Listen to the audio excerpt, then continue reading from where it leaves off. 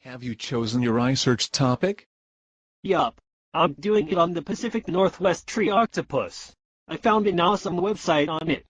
I don't know. I've never heard of a tree octopus. Are you sure that website is reliable? Why not? It's a great looking site. It has pictures, and links, and everything. No. A website can look great and still be bogus. You have to authenticate it before you can use it for your paper. What do you mean? Authenticate it? How? You have to think about these things. Who? What? Where? When? And why? Oh no, I've already written a lot of my paper. Can you show me how to authenticate my sites? Sure. Let's go back to the classroom and I'll help you. Do you know who posted that tree octopus website? It's a guy named Lyle Zapato. Is he an expert on octopuses? The website didn't say anything about that. Okay. So that's what I mean by who. Who put up that website? Is he an authority on the subject? So I can't believe what he says.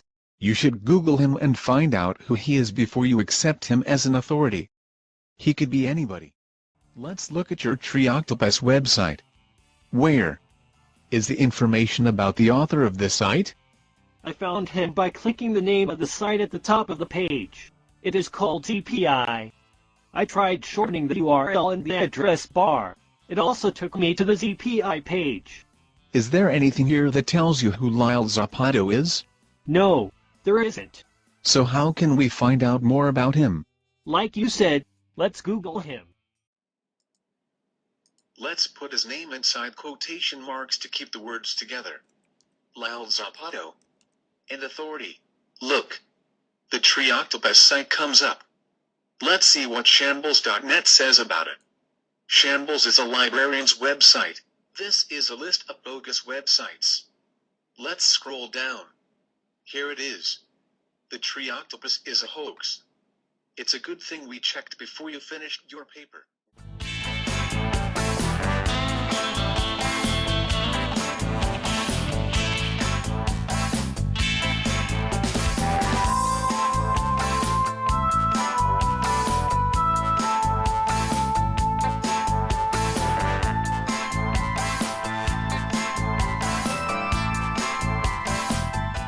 See what I mean?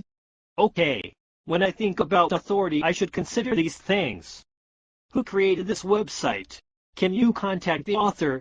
Is there any information about the author or the organization? Is he or she an authority? And if there is quoted material, can you verify that it truly came from the cited source? Great. That was who. The authority. Now let's talk about what? The accuracy of the content. You saw that the tree octopus site had some pretty strange content. How can you be sure that the content of the site you visit is accurate? Well, I guess if the author is an authority on the subject, I can be sure of the accuracy of the content. Usually. But if you are in any doubt, check another site to see if the information is the same. And always ask yourself these questions. Is the site laid out clearly? Is it well written? Are there links to other sources of information? Is the information relevant? And is there enough detail to be useful? Can social media be a good resource? What about Facebook, or blogs, or Twitter, or even people I talk to? Well, think about it. That goes back to authority. Who is doing the blogging or the tweeting? Is it an expert? Or someone right at the scene of an event? When terrorists attacked a hotel in Mumbai, people who lived nearby were tweeting about it. That was a very authentic source of information. Hey, what about Wikipedia? There are great articles in Wikipedia. That's a good question. There are great articles in Wikipedia. But do you know who wrote them? That's the problem. No authority. I like to use Wikipedia for background information, and I'll use the references at the end. There are good sites listed that I can go to, and those often have real authority. I thought of something else. We talked about who and what. The next thing to think about is when. That's right. When? We are talking about currency. When was the website published? Is the information too old? This article from the LA Times talks about a cure for AIDS. But it is from 1993. Would you use it as one of the sources for your paper? I guess only if I wanted historical background on AIDS research. You two have talked about who, what, and when. But you haven't talked about where. You have to think about where the site is hosted. What is the domain? Here are some domains. I don't see .com or .net. Aren't those useful? Sometimes they are. But those are commercial sites. Anyone can post information there. You are better off going to universities or the government or reputable organizations. You can limit your domains in a Google search. It's easy. By the way, can you deconstruct or truncate a URL? This URL tells me that this is a university website, because of the edu domain. It is the University of Hawaii. The subject is botany and the professor is Dr. Wong. But the last part says Jimi Hendrix. Wasn't he a guitarist? What does that have to do with botany? Nothing. Dr. Wong teaches botany, not music or history.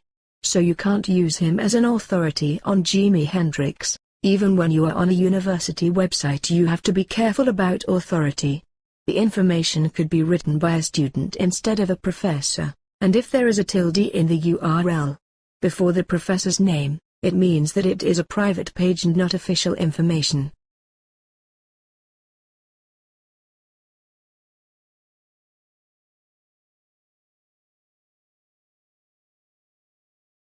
Have you talked about why?